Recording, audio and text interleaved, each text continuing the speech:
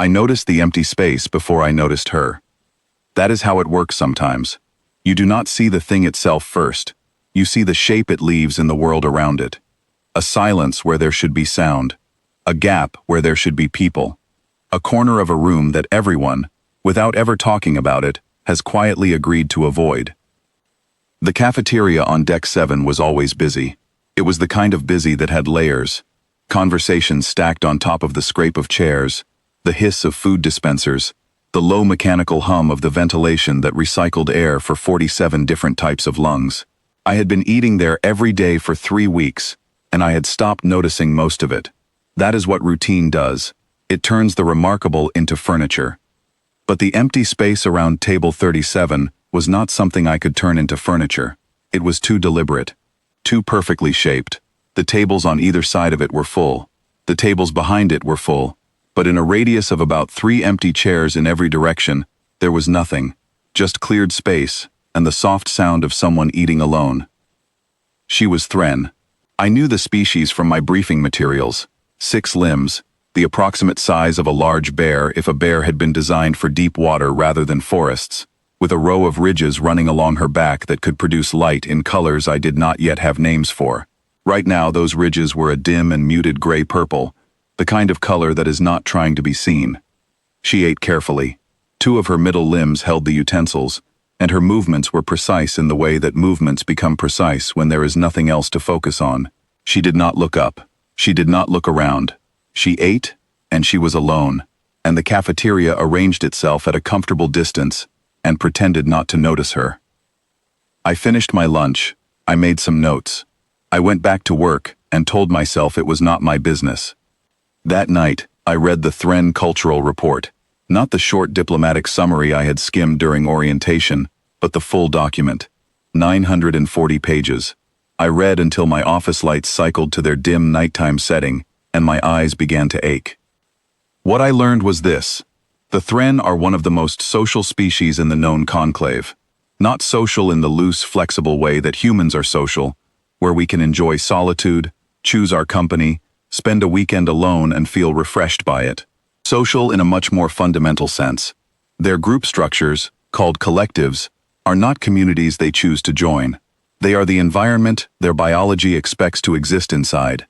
Connection for a Thren is not a pleasure, it is a condition, it is air. The report used careful scientific language to describe what happens to a Thren who is isolated. It talked about stress responses and neural feedback and biochemical disruption.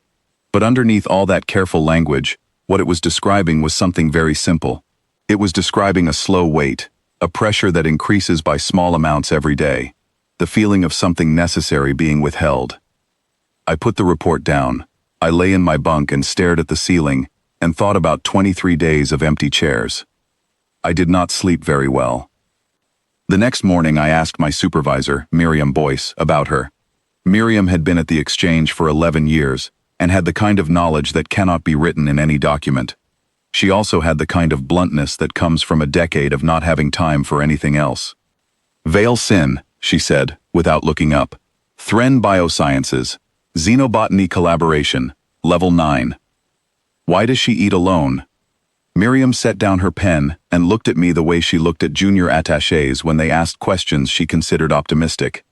Because no one sits with her. Why not? Because she looks like a predator to half this station. The Velhari think the ridge-light is aggression. The Gran think she is marking territory. There is a rumor circulating among the Sekhet that she is toxic. She picked her pen back up. Leave it alone, Kevin. The Thren are territorial. Approaching one unprepared is not advisable. She is a researcher, I said. That, said Miriam, is not the word most people on this station would use. I went back to my desk. I thought about what I had read the night before. I thought about what I had read the night before. I thought about what I had read the night before. I thought about what I had read the night before. I thought about what I had read the night before. I thought about what I had read the night before. I thought about what I had read the night before. I thought about what I had read the night before. I thought about what I had read the night before. On day 22, I walked across the cafeteria with my tray and sat down across from her. I had no speech prepared.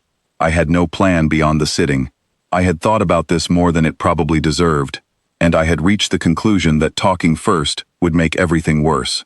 Talking first means explaining yourself, and explaining yourself means drawing attention to the fact that something unusual is happening, and if there was one thing I wanted to avoid, it was making this feel unusual. So I walked over, I put my tray down, and I sat. She froze. I mean completely. Every limb, every part of her, locked in place in an instant. The ridge light along her back went from gray-purple to a sharp, sudden white, like a light switching on. I had read that this was a startle response. Involuntary, not a threat, but I will admit that reading about it and experiencing it across a small table were two different things. She was very large and very still and very bright, and I was suddenly aware of exactly how many limbs she had. I looked at my tray. I picked up my fork. I ate. The cafeteria had gone quieter, not silent. Sound does not disappear that quickly, but quieter. I could feel attention turning in our direction, the way you always feel a room shifting its focus, even when you cannot see it happening. I ate my lunch and thought about nothing in particular and waited. After about 30 seconds, she moved. Not toward me, just the opposite of the freeze, a gradual settling, like a held breath being released. Her limbs came back to resting position. The white ridge light cooled into something more yellow, uncertain.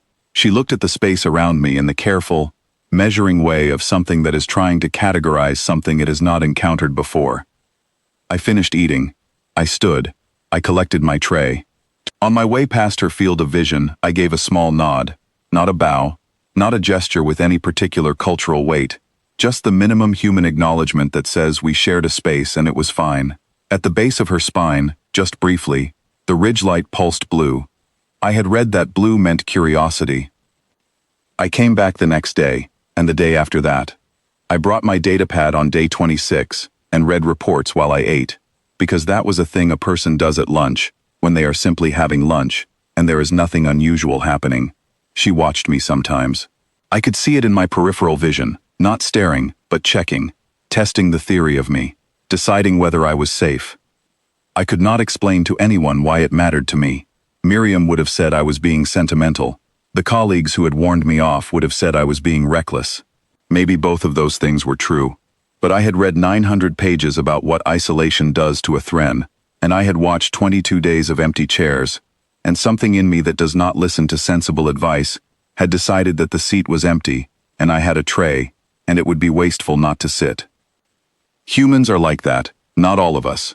Not always, but often enough that I think it must be something old in us, something that goes back to fires on dark plains, and the understanding that a person outside the group might not survive the night. We notice when someone is alone. We notice it the way you notice a sound that stops suddenly, by the shape of the absence.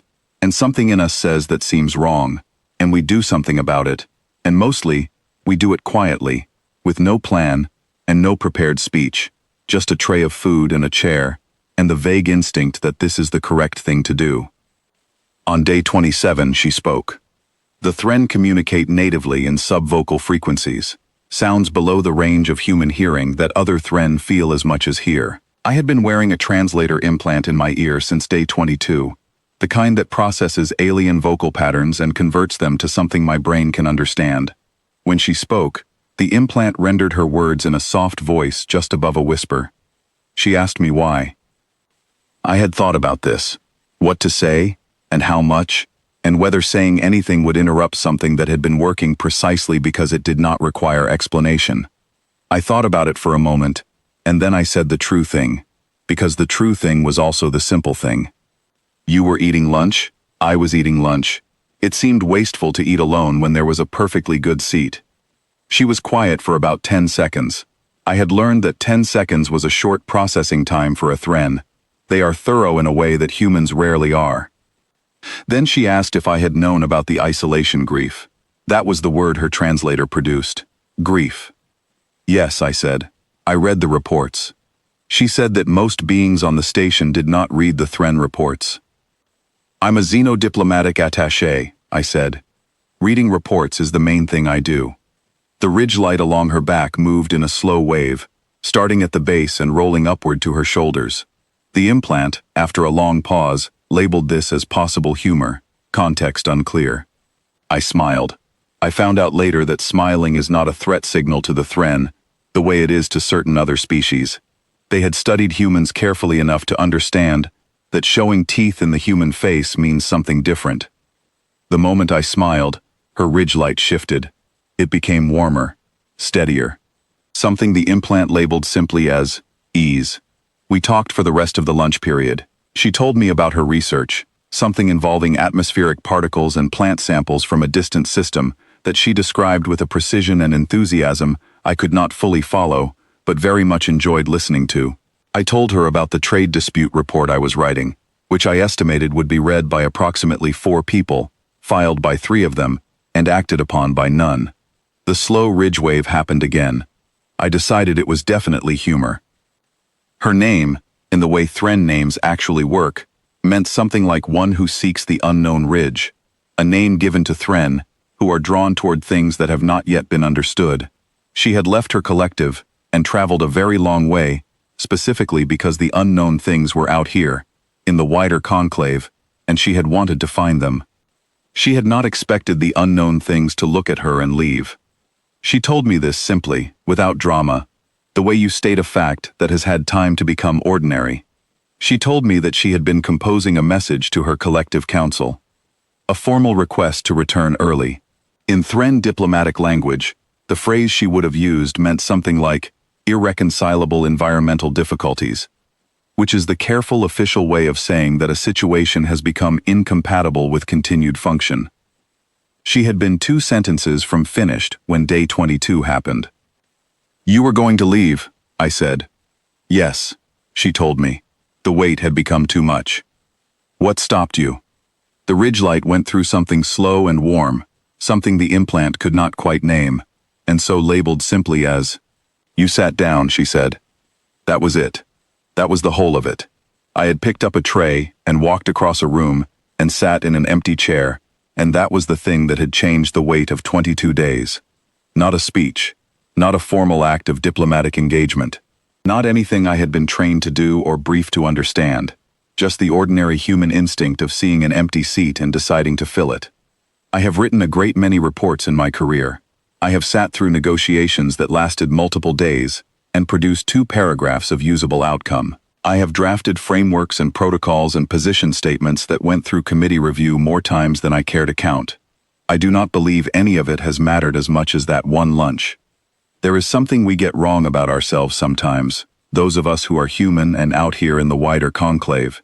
We think our value is in the dramatic things, the survival stories, the adaptability, the way we keep moving when other species have calculated that moving is not worth the cost. Those things are real, they are true. But the thing we do not talk about is this: we are stubborn about each other. We notice absence the way we notice a sound that stops.